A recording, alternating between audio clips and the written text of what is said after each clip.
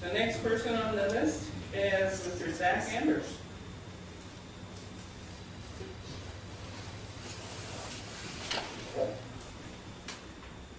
Hello.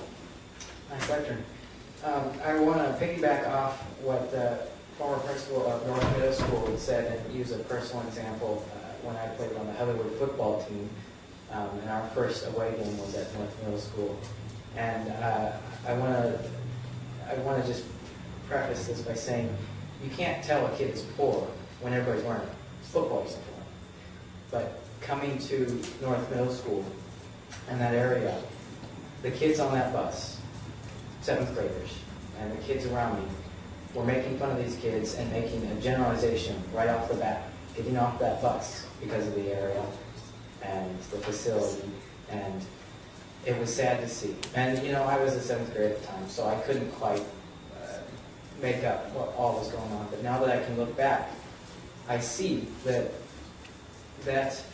having a building in an area where that student can feel at home and is a conducive place for learning, it speaks very loudly to the community and to those kids themselves. And you know, it's difficult for me to put you know, a priority list together because I'm only a student and I haven't even been here long enough for the decision making that was going ahead with all these things. But what you brought up, Ms. Contreras, was very well articulated with the way the community feels.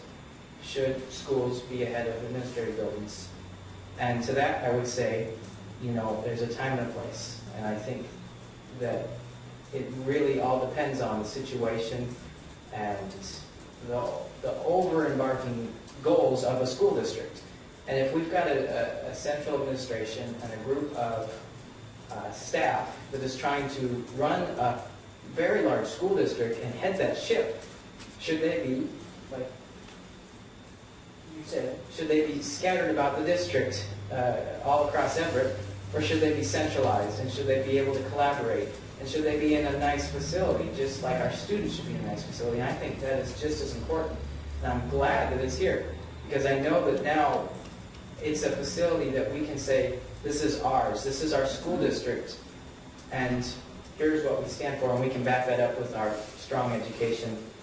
And I also want to say that this bond is touching on all the things that this school district is going to need in the future. I know that at Jackson High School it's gotten very difficult.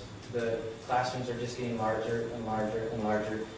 And that also means the distance between you and your teacher is getting greater.